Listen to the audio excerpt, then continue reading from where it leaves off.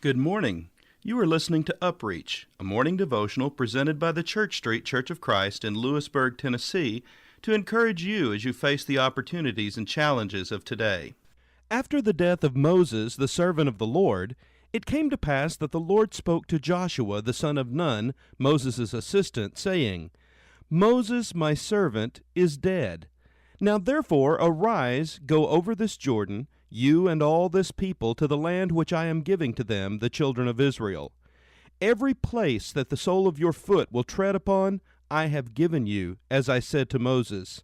From the wilderness and this Lebanon as far as the great river, the river Euphrates, all the land of the Hittites, and to the great sea, toward the going down of the sun, shall be your territory.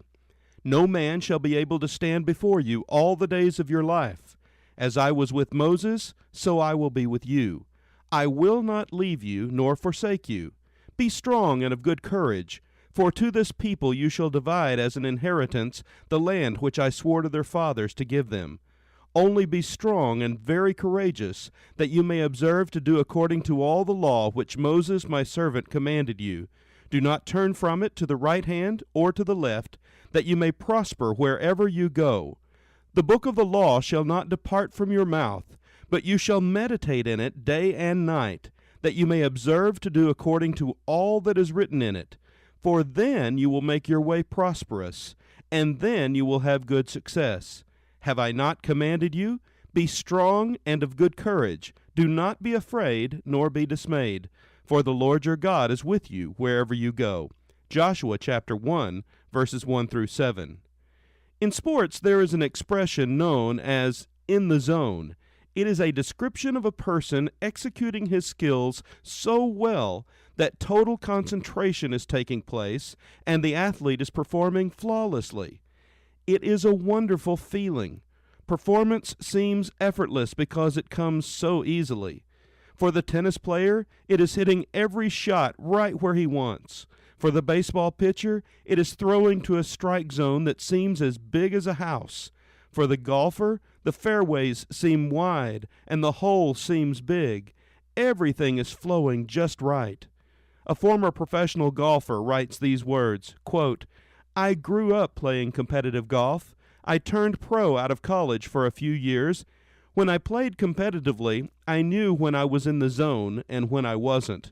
A few years ago, I played in my club championship. It was the opening round, and I was in the zone. I recall the difference was that my mental attitude was focused on executing the swing I wanted to make with little regard to the outcome. I could visualize the swing so well, it was like a movie picture in my mind. Very little thought was given to the outcome of the shot. I knew that if I could make the right swing, the outcome would take care of itself. That day I shot 4 under par 68. I went on to win the golf tournament. I have had few such days of being in the zone. End quote. Obedience in the Christian life is like being in the zone. When we live a life of obedience, we begin to experience the reality of God like never before. Wisdom grows in our life. Meaning and purpose are accelerated. In the early church, the Hebrews gained wisdom through obedience.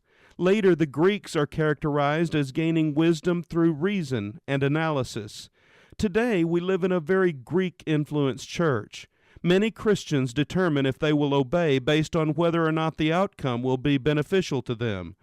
Imagine if the people of God of old had adopted this philosophy. No walls would have fallen down at Jericho. No Red Sea would have been parted. No one would have been healed. No coins would have been found in the mouth of a fish. Reason and analysis would not have led to making the obedient decision. So today, why not simply trust and obey, then leave the outcome to God?